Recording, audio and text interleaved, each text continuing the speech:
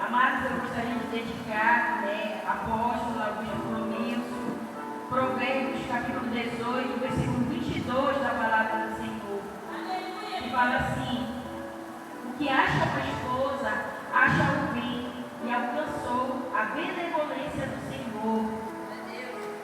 Uma esposa é uma pérola preciosa, são 40 anos, só eu tenho 24 anos de casado, um filho que já vai fazer 22, e nós sabemos que 40 anos não é para qualquer um. Hoje em dia o Brasil ele é índice de divórcio, mas nós, enquanto povo cristão, temos a nossa família, temos o nosso casamento no Senhor, e os nossos casamentos eles são abençoados por Deus, e é por isso que nós estamos aqui, todos unidos, todos fortes na presença do Senhor, sabendo que é o Senhor que nos dá sabedoria, discernimento, tanto para com o homem, tanto para com a mulher, e é nesse direcionamento, inspirado por Deus, que nós conduzimos a nossa vida, que nós lutamos, que nós batalhamos, que nós superamos os obstáculos que vêm pela frente, e que sempre com fé em Deus,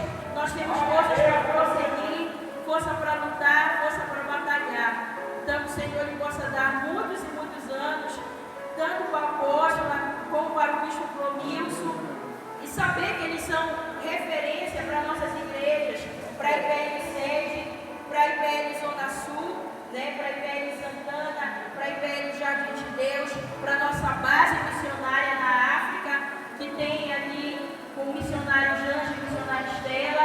Eles são referência, e por intermédio da vida deles foi que vem as outras igrejas, e a gente pode estar contando, sempre essa história, como eu sempre falo ali na Zona Sul, a gente sempre está ali contando a história de onde se originou, aonde aconteceu tudo, que foi aqui, como já foi mencionado, nessa noite, aqui aconteceu muitos milagres, muitas maravilhas do Senhor, pessoas casaram, filhos foram gerados por intermédio da mão do apóstolo ali, mães que não podiam gerar seus filhos, e por intermédio deles veio as outras igrejas, e nós estamos aí batalhando, lutando. Eu já estou na correria ali, trabalhando direto, a gente está na organização do nosso acampe também. Graças a Deus, todas as nossas vagas de ônibus estão tudo lotado.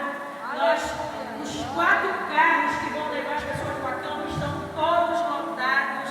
2 motos estão lotadas ali. Quando eu vi pessoas estavam batendo lá em casa para fazer inscrição, e eu creio que esse acampamento vai ser um acampamento recorde de pessoas. Acampamento passado nós levamos 70 pessoas, passaram pelo acampe.